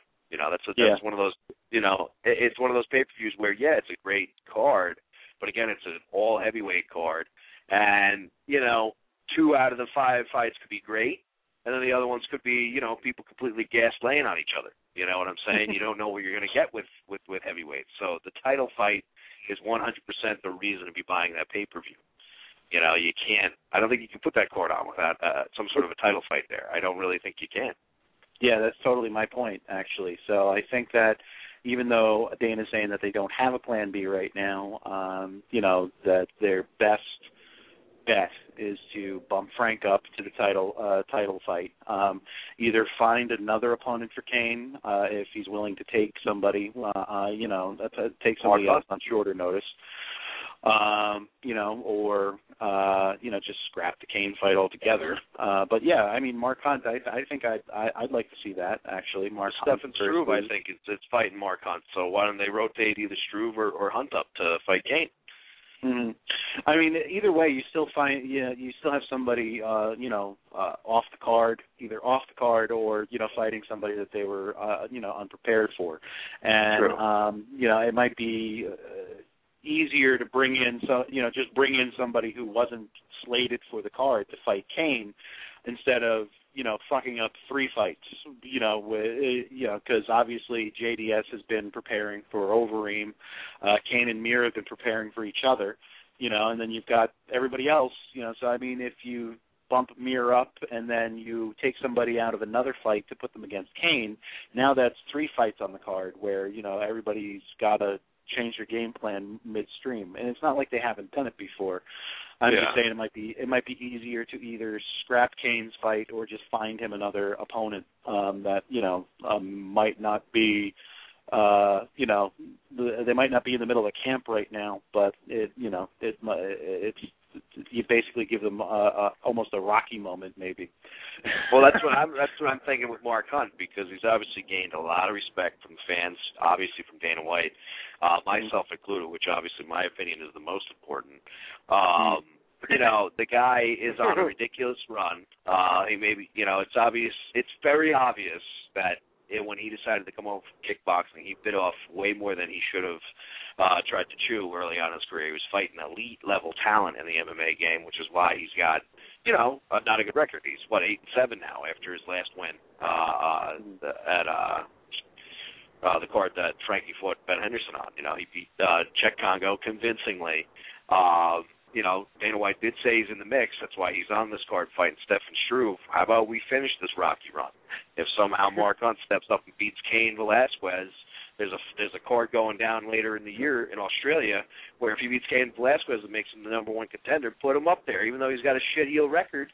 Let him fucking fight for that title if somehow he gets through Cain Velasquez. Let this storybook ride come to a close, you know. And if he loses to Cain, guess what? He loses to Cain, then you still have a fight on the card in Australia, and that's his retirement fight. You know what I'm saying? So either way you look at it, you're going to get some big-time shit, you know. You could find another guy to step in to fight Stefan Struve, you know. Sure. I definitely think it'd be... What's that, Steve? So speaking of retirement, you know how you could fix this whole situation? Dana gets fucking Captain America out of retirement, he saves this whole pay-per-view. Come on, you really want to see that? I don't want to see fucking that old man. The pay-per-view sales would go through the roof, though. I agree. From a purely money standpoint, that would save the entire pay-per-view. Now, I don't know if it'd be a good fight or not, but if you throw that out there, that would save that pay-per-view. Oh, shit, yeah, dude. That's a hell of an idea you just came up with out of the blue. And it is absolutely brilliant. We know Dana White listens to the show. So don't think that he didn't automatically speed dial Randy Couture when you just brought that up. Yeah, well, I want a piece of the pay-per-view, though, because it was my idea. Well, you know, Dana pretends like, even though, like I said, I know he listens every week, he tries to pretend like he doesn't listen, so he's going to say it in here from you. I'll just take a ticket. How about a ticket? Yeah, just a ticket, man, please. Come on, help a brother out. Jesus. Yeah, help the show out. We'll get some backstage passes, you know, a couple things. We'll try not to be creepy. Yeah, well, we'll try. Try. I don't know if we'll succeed, but... Yeah, that's going to be tough, you know. Hey there, one of my... honey. Any help if you remove you know, maybe I can sniff your... I mean, push your seat in. Can I hold your round cards? Well, Jesus, I'm fantasizing now. Christ. I don't know. It's going to be interesting in the coming weeks to see how they fix that. You know, I do know a heavyweight out there who will work at a moment's notice. And he will he will come and put on some sort of a show. You know, he'll cut a ridiculous promo. Shit show. He will get in there and pretend to try, and then he will make it look good, okay, when he drops. And I'm talking about one man and one man only, Bob Sapp. Okay? Now, excuse me, I have to correct you. Have some respect. It's Bob the Tap Sapp. Right, that's right. The beast is no longer. It is Bob the Tap Sapp. Because I don't know if you guys know this. In his last fight, he suffered a hideous leg injury and had to tap out to James the Colossus Thompson. I don't know if we talked about this before. Okay? But he did walk out under his own power, didn't he? Yeah, he did walk out under his own power, Steve. And just so you know, with a big smile on his face, you know, with a little bit of a limp. You know, he remembered when he was walking down the stairs when he was supposed to be limping. I'm going to let you guys know, good news. Bob Sapp is completely healed up because he's got like 3 fights in the works. The most recent one, which is on the docket, which is now officially official, okay? I like to say where it's over to make him sound better. Bob Sapp will be the main event at KSW 19. That's a Polish promotion. And he will be fighting on May 12th against the world's strongest man, Mariusz Pudzianowski. That dude that can pull tractor trailers? Absolutely. Absolutely. Listen, this is the way it pans out, all right? Mariusz has had a mixed bag as he started his MMA career. Of course, he started out 3-0. The guy's got zero cardio because he's like 300 pounds at 5'11". It's just ridiculous. You know, I don't know if you go on his Wikipedia, it's ridiculous. I don't know how the man's not dead, but whatever. That's the point. But the man needs a win. He just lost his last time out. I believe he's like 6-3 or 6-4 now. So I understand what these Poles are doing. They like, hey, this is our star. We're trying to build this promotion around. Let's get Bob Sapp in here to, you know, do the Bob Sapp dance and get a big W underneath Pudzianowski's belt. So, you know, kudos to Bob Sapp for stepping up yet again. And I think he could also be the guy to fix UFC 146. I got an even better one.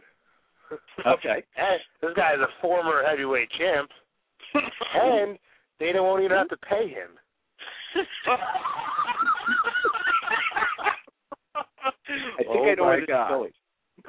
Are you talking about the Maniac, spelled M-A-I-N-E-A-C, because he's from Maine? Tim Sylvia? The one and only. Former heavyweight champ, you know, talk about comeback kid. Come on. I like this. I like this idea. Jesus Christ. He's going to steal all our ideas, dude. And you know what? As much as I hate to put myself down, because I don't do it often, your 2 ideas are, you know, just maybe a slight bit better than mine. But you had to put both your ideas better to come up, both your ideas together to come up better than my Bob Sapp idea. But still, congratulations to you, Steve. You have 2 better ideas. I mean, one full better idea.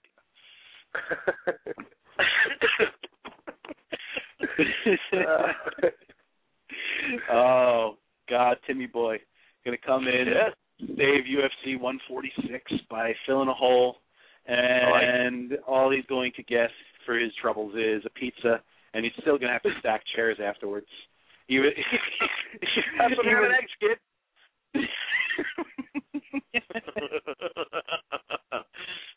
Hey, you did good in there. Here's some ham and eggs for you. Why don't you go sit in the back? Go eat your food. Go eat your food, and after all said and done, you have to help the janitors, you know, clean up the seats in the front rows. Okay. Thanks, Dean. No problem. Thanks, appreciate it. It'll be amazing. I actually want that set up. Let's fucking all tweet Dana White and tell him tweeting that. It is called tweeting? Tweeting, yes. Mm-hmm. Yeah. Well, you know, I'm with it. I know what it's called, Billy. I don't need your help. Jeez. I had that the whole way. I was just, you know, I was just seeing if you knew. Rice, I gotcha.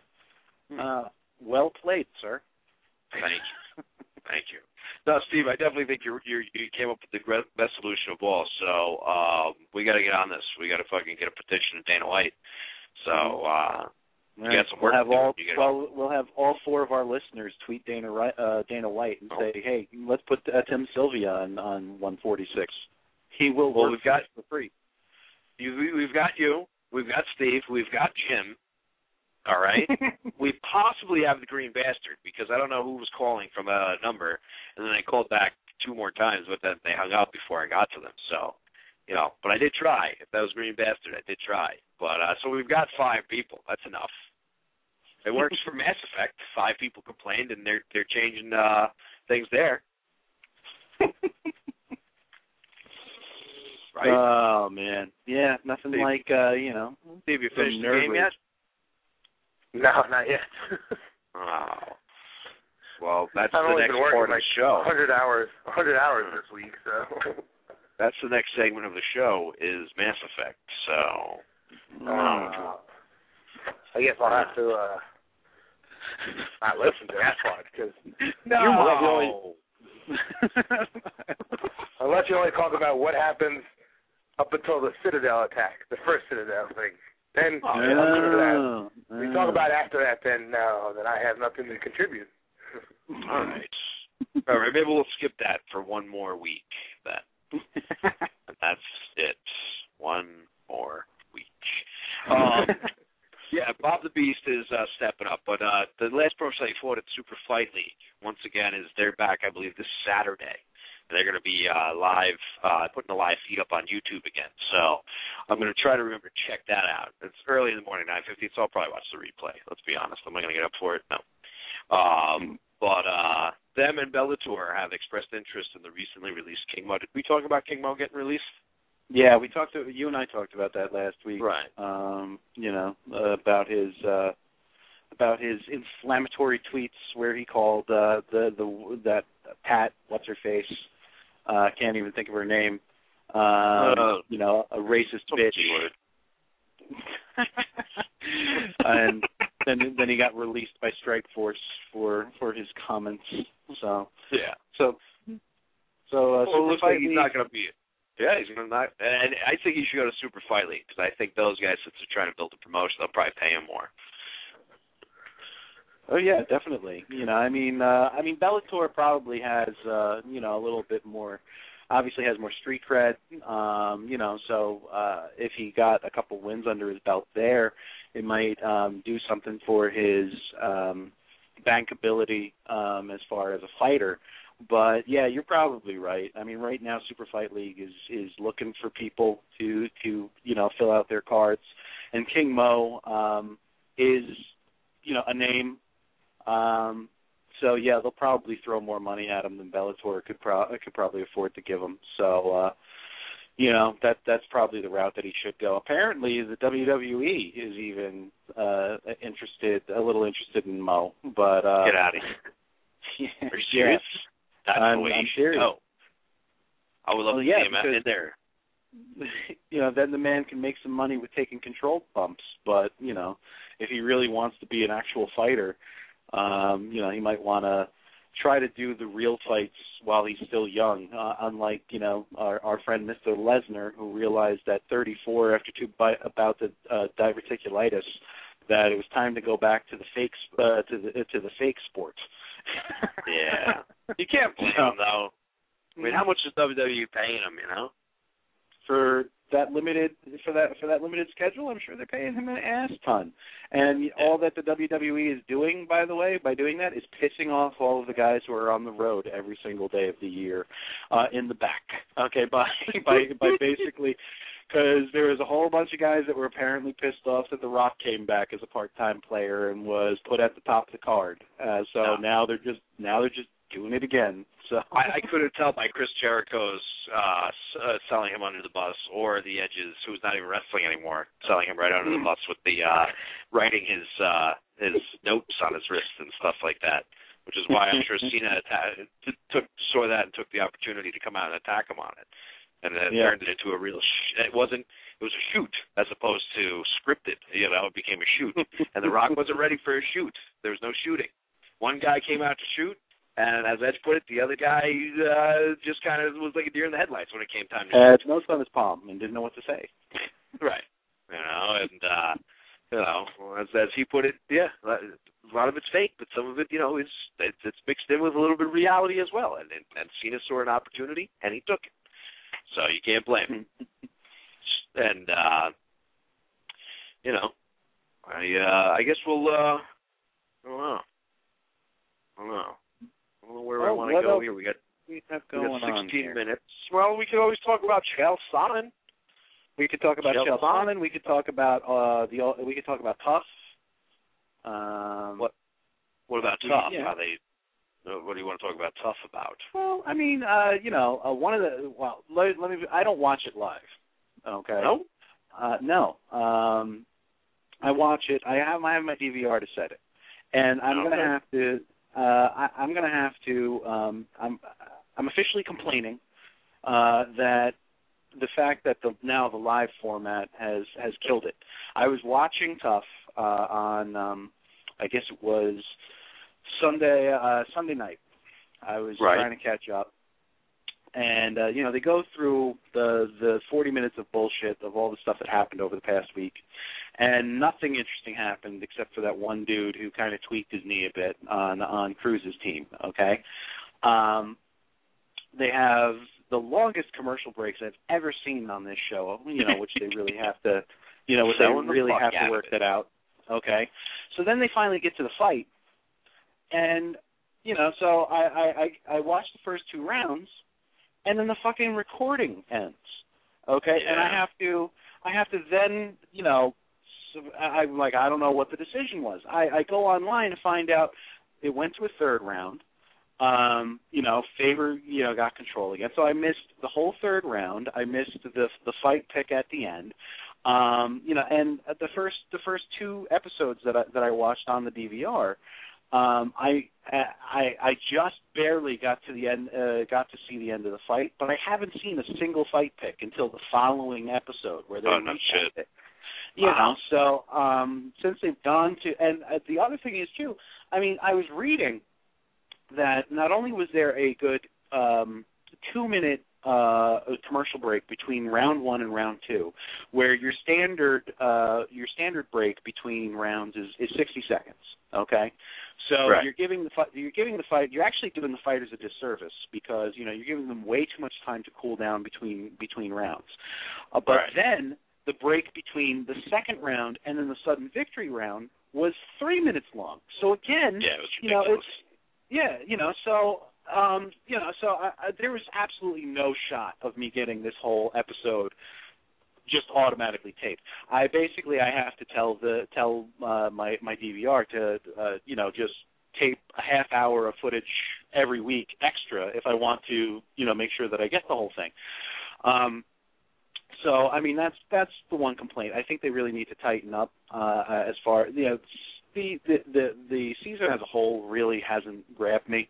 The fights have been pretty good. Don't get me wrong. The ones that I've actually gotten to see the whole thing, but there's really nothing going on as far as what's going on in the house. And Faber and Cruz, while we still get at least one hint at it every week about how much these guys don't like each other and how much they can't stand each other, and yet they are just 2 completely milquetoast dudes when it comes to their supposed rivalry.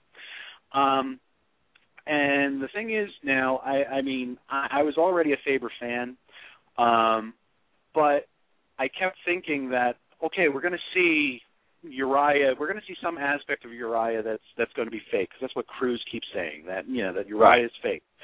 What Uriah did at the end of, with his fight pick, instead of singling out the dude who had been obviously hurt over the past week, he picked someone else. And then blatantly says, well, I don't want to pick on this guy because he's hurt and end his dream because he wasn't at his best. He's like, I'm not that guy. I'm not going to go after him because, he's weak right now. I want these guys to get in and get, to start their careers based on their own merits, not based on this guy wasn't healthy. So, so far, I haven't seen this dickhead that Dominic Cruz has been talking about. And, I mean, maybe as soon as the cameras go off, Uriah just flips everyone off and tells them to go fuck a duck. But, Probably. you know, right now he's like a complete goddamn sweetheart, you know, and Cruz is just boring as shit that Eddie Munster. He's a good coach, though. I will say this. I think Cruz is a great coach. Cruz is a good coach. It's just that there's nothing. He told that fucker to suck it up and get on the fucking bag. You're going to finish the practice on the bag, which I thought was fucking awesome, because that's what you got to do. You got to be fucking tough. That shit happens in the cage. You know, either you're going to give up or you keep going through it. So just fucking go through it now in practice, you know? Yeah. So I think that was pretty badass. Yeah, I'll agree with you. I think Cruz is a good coach. It's just that for the amount of time, especially because the fights are live now, I think they really should, you know, go to, all right, we're going to give you a half hour of bullshit, you know, that happened in the house. And that means that they have to really kind of pick and choose the footage and really pare it down to things that actually matter. And then just devote the whole last half of that hour to the actual fight, especially if they're going to take fucking 5-minute commercial breaks in between rounds, you know. Well, you know, your complaints, I'm going to tell you right now, as I've stated earlier in the show, Dana White listens to this show. He's heard you, and he has gone on record as saying they have fucked up, and that FX has to start realizing this is a live sporting event from here on out. There'll be no more than minute commercial breaks in between rounds. So give yourself a hand, Billy. Oh, you already got tough fixed. All right. Wow.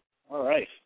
Look at me. That's getting results. That's because of the clout of this show, The Butchered Block, okay? And you are part of the show, and you have fucking told Dana White you ain't going to take it anymore, and it worked. Was that announced prior to us going on the air, or? Huh? I think Steve hung up. Steve, well, I don't think he would have hung up. I think he would have. Yeah, it might have gotten disconnected. You know. All right. Yeah, I seriously doubt Steve hung up on the show. Well, probably, no, yeah, I just clicked over to the studio again because I was looking at YouTube videos as you were talking, and you know, because you posted Lord Tensei, and I was going to check that out.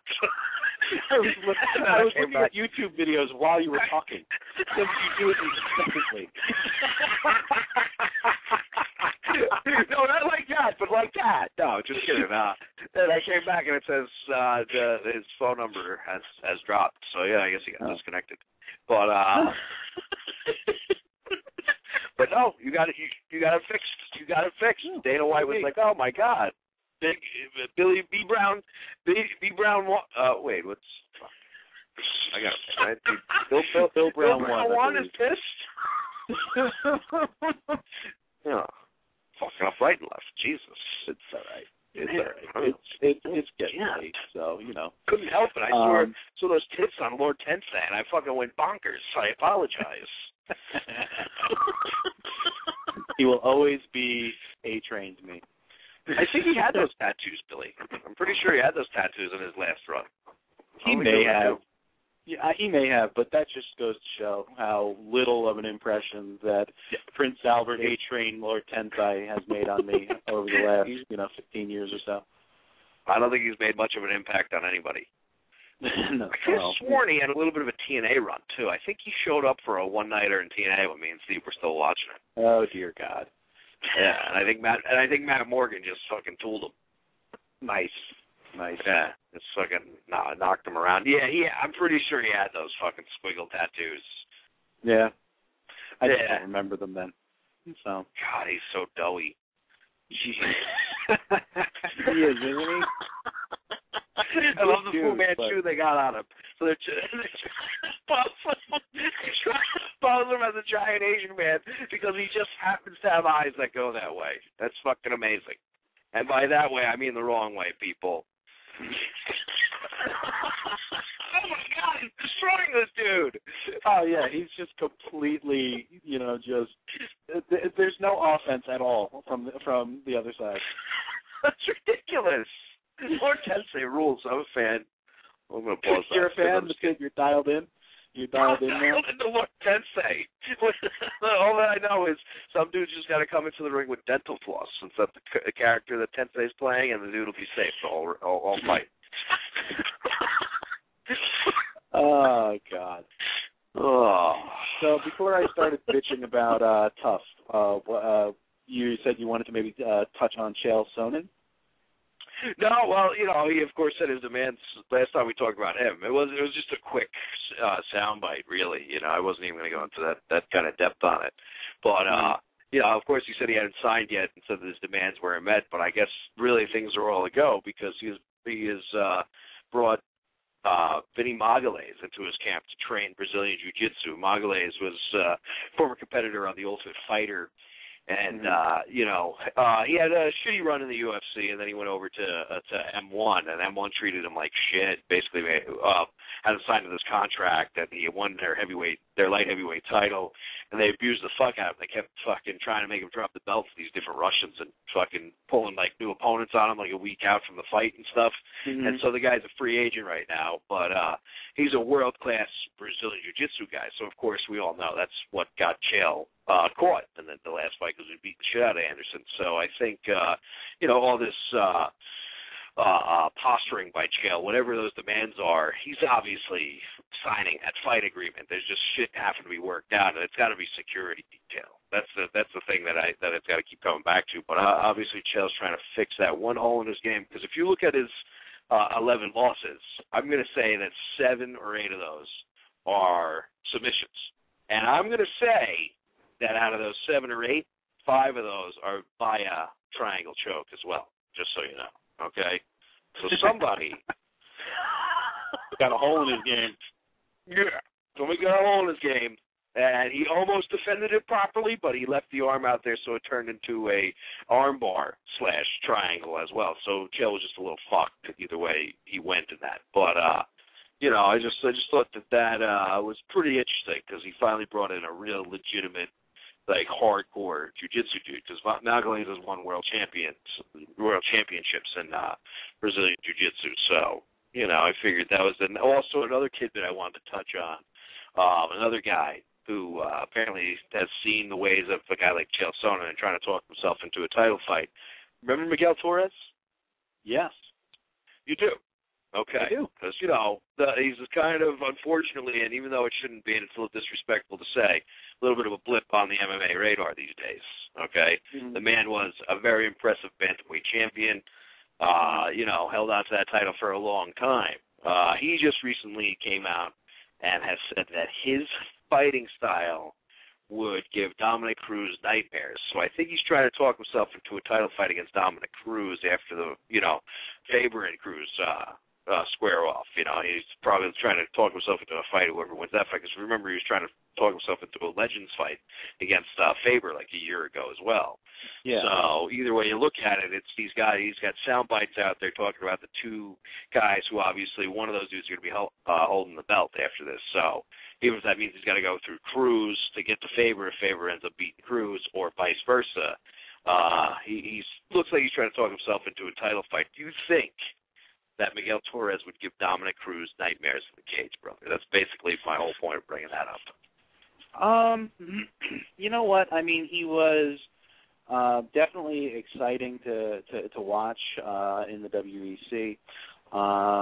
He always came out and looked to go to war. He was one of those champions. And I don't know, maybe it was just a different atmosphere over in the WEC that didn't, they didn't seem to really sort of take it easy when they had the strap around their waist. Right. Do I think his style is going to give Cruz nightmares? I'm actually going to say no. Okay, because I mean, Uriah is an explosive fighter. Uriah is an unpredictable fighter. Uriah is the only guy who has a win over Cruz. And Cruz, while Uriah, came at him and he made it interesting, Cruz really didn't have that much of a problem with Uriah. I think Torres's style is more, I'm coming at you and hucking punches at you, and that's, and you're just going to have to deal with it. I honestly think that, Cruz would probably have a real easy time with him. But again, he could prove me wrong, because the guy he has been in some wars. He can, obviously take some punishment. He did kind of go on a little bit of a skid there, where he seemed unstoppable for I don't know how many years, and then he ended up losing. Two in a row. Towards the end of the WEC run, and then then he won his next two fights, and then lost against Mighty Mouse, in the middle of last year. So he's not really unstoppable like he used to be. I honestly don't think Cruz would have that much of a problem with him. And we're at 11:29, so we're probably going to get cut off soon. Well, we might not, but I'll hit the outro in a second. But I got to agree with you. I think Cruz, with the way he moves and stuff, he's just so quick, and he's in and out and everything. I don't think Cruz would have much trouble, but you never know. I mean, Miguel Torres is tall. He's definitely aggressive when he's going in for the kill, especially when he knows he's got somebody hurt. So who knows? Maybe he could give him nightmares. But again, I am watching Lord Tensei just fucking house this jobber here, and then he did a back drop, almost like a belly drop on the guy to finish it off. So yeah, that's great, and I'm looking at the marks on his face, like you said, Billy. It does look like they were just written in Sharpie, and this is awesome. I think Lord Tensei is going to be a giant hit, and I expect him wrestling for the title at WrestleMania next year. But I guess I'll wrap it up. Because it is recording now. Yeah, well, no, it's still going. Yeah, it's still going, actually. So it was my phone, I guess, cutting out before. So now that I can't use it, I'll just have to figure something else out from now on. I don't know what's going on, what the hell happened. Right. But whatever, it doesn't matter. All right, well, I'm going to wrap it up. So you got anything else to say? No, I think we covered all the bases. We did I think approximately 45 minutes of MMA, and the rest of the time we talked about wrestling. So I think we've hit all the important stuff tonight. So, I think so. That sounds about right. 45 minutes of MMA, an hour 15 of wrestling. I mean, what more could anybody ask for? I mean, they're just dicks if they want any more than that. But, well, I wanted to. But I guess Steve took it seriously and just was like, fuck this, I ain't listening, and threw the phone down. I don't know. Maybe he did hang up. Maybe he thought we were going to start talking about Mass Effect 3. And he decided to punch out. He's like, oh, no, I can't do it. Oh, shit. Oh, I don't know. Well, everybody, remember to listen. No, not listen. Check out, you know what? Don't check it. I don't care. How about this? Go to my Twitter at Cauliflower, the number 4 ear. That's Twitter. Yours is what? BillBrown1777 at Twitter. BBrown1777. Damn it. Jesus, I stink. BBrown1777 at Twitter. Steve's is Captain Solo 07 at Twitter. If you want, go check out Roto Experts. I mean, they had their baseball draft on Monday. It was amazing. So if you need any baseball tips, go to Roto Experts. Check out thexlog.com. Check me out. I think we're going to be doing Cauliflower for the years next Monday, but I don't know if there's any drafts going on, so I'm not 100% sure about that. And I guess I think that's it. I think I hit everything, didn't I? Yeah, you did good. You did good, well, son. You did good. Well, thank you, everybody. Well, everybody, we'll see you next. All right, everybody. Have a good night, everybody. Thanks for calling in, Jim. Well, okay, Jim, please call back. A green bastard. If that was you, if you're still listening, which I doubt you are, please call back in. All right, you tanked it this week, which was shocking. All right, everybody, we're out of here. Peace.